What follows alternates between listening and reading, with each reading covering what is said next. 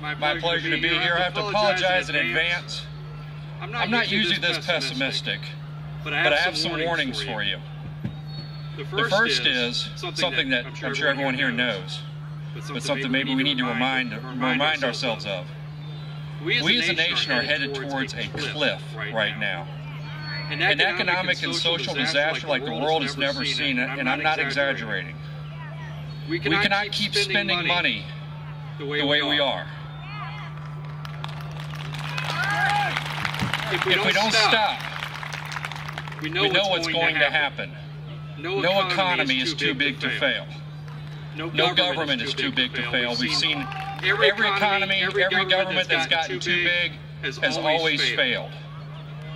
And it's usually disastrous, not only to the economy, but to the people within that economy, and usually it means people lose their lives. And I don't want that to happen in America.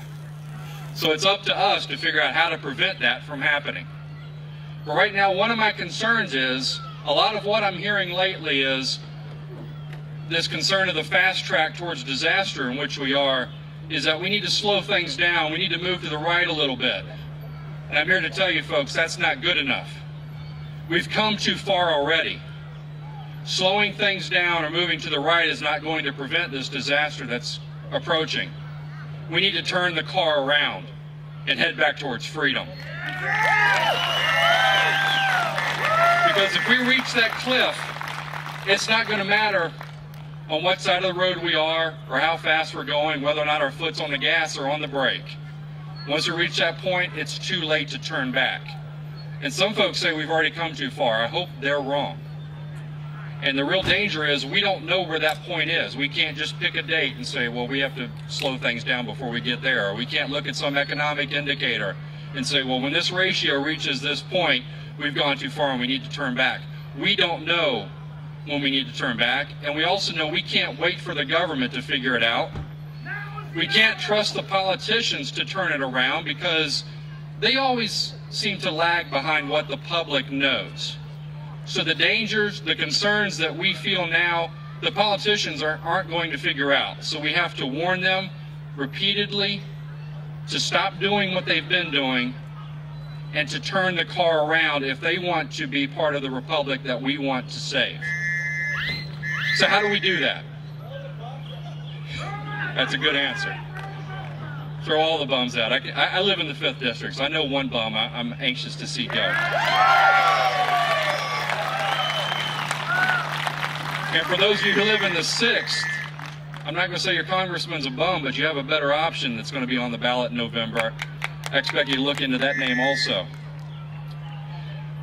So how do we approach things? I know we're here to talk about taxes today, and as Dana mentioned, I'm a CPA, and I know a little bit about taxes, not only how they affect me and my business, but how they affect my clients, the business owners and entrepreneurs. I get to feel their pain as we approach this day and even as we move forward. But taxes is only one part of the picture. It's one of what I call 3 heads of the big government monster. Those are taxes, spending, and bureaucracy. And by bureaucracy, I mean both the number of bureaucrats who work in the system and the inherent inefficiencies in that system. We've seen before, and we're going to see again this year, what happens when you cut taxes but don't reduce spending. The taxes come back. Just like the mythical head of a monster that's attacked, but if you don't kill the monster, that head grows back. The taxes are coming back because spending has continued to grow out of control, the bureaucracy has continued to grow out of control. If we're going to save the republic, we have to reduce all 3. We have to cut taxes, cut spending, and cut bureaucracy. That means handing bureaucrats pink slips. That means running programs that do continue more efficiently. If we don't do those things, we're going to continue towards the economic disaster I alluded to earlier. And I don't think any of us want that to happen. As I close, unfortunately I have a few more warnings for you, but before I get to that, let me offer a scenario and ask a few questions. There's this big government program out there that's been passed that I'm sure we've all heard of. Congress passed it, the President signed it into law, even though those of us who pay attention to such things will point out there's no constitutional authority for this program. And those of us who believe the Constitution means what it says will point out that unless Congress is authorized to pass a program, it is unconstitutional. and therefore should not be enforced. Now,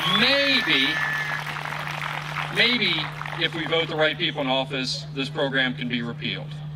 Or maybe we can rely on the courts to repeal this program, strike it down, although the court's not been very friendly to striking down big government programs in the past, because they seem to be part of the problem also. So how do we do? Well, how do we approach this issue? But let me ask you, this government program to which I refer, not only does it appear to be unconstitutional, but the people who supported this program, who proposed it, said that it was going to offer us a certain set of solutions. And those of us, again, who've analyzed the program see that the results we're getting is something very different. Now, in the accounting world, I might call that fraud, if we're promised one thing but then delivered something else. I don't know what you folks call that. Politics? Maybe. Now, even worse, I don't know how we're going to pay for this program. As I mentioned, we're headed towards an economic disaster. We're $14 trillion in debt, not including the unfunded mandates of Social Security, Medicaid, Medicare. We simply can't pay for every big government program that some politician thinks is a good idea. Worse, or at least equally concerning, is because of this government program, Americans are going to die. Again, I'm not speaking metaphorically. Some will be denied access to the health care they would choose for themselves or that their doctor might prescribe for them. Some will die because they'll choose not to resist the government program. And when we resist the government has a tendency to send agents to enforce its programs. And those agents are usually armed. And sometimes they use that force against citizens just because we resist their programs. Or sometimes innocent citizens are in the wrong place, wrong time, mistaken for somebody who's resisting the program, or simply caught in the crossfire. Let me ask you folks, who here thinks I'm referring to Obamacare? You're right. Who here thinks I'm referring to the drug war? You're right also. And who thinks I may be referring to the FDA or some other government program? You're also right. The warning I have for you, if we only focus on the government programs that are being passed now, we're not going to be able to turn the car around. If we're going to save the republic, if we're going to prevent this financial and social disaster, we have to review every government program that exists. First and foremost, if it's not constitutional, it has to go. I don't care who wrote it, who voted for it, who sponsored it, who thinks it's a good idea, or how popular it is. If it's not constitutional, it has to go. Secondly, the programs that pass constitutional measures, let me say that probably takes care of 90% of the problem, because most of what Congress does, most of what Richmond does, doesn't fit within the state or federal constitutions. The programs that do continue, we need to make sure that the results we're getting are what we were promised, and also that the results we're getting are worth the money being invested in the program. And trust me, I use that term very loosely. A basic cost-benefit analysis. The results we're receiving are what we were promised and worth the money being spent on the program. If that's not the case, the program either needs to be revised and fixed, and if it can't be fixed, it may also have to go. And lastly, we need to review that every government program that exists is something that we can afford and something that doesn't put American lives at risk. Again, we can't trust the politicians, because for far too long we've trusted the politicians to act responsibly. And we've gotten a huge government out of control and a government that's taking us towards economic disaster. We have to lead. We, the people, need to put the government and the politicians back in their place. But if we're willing to do this, we can save this republic. We can turn the car around. Are you with me? I'm glad to hear that. Thank you again for your time. Enjoy the rest of your evening.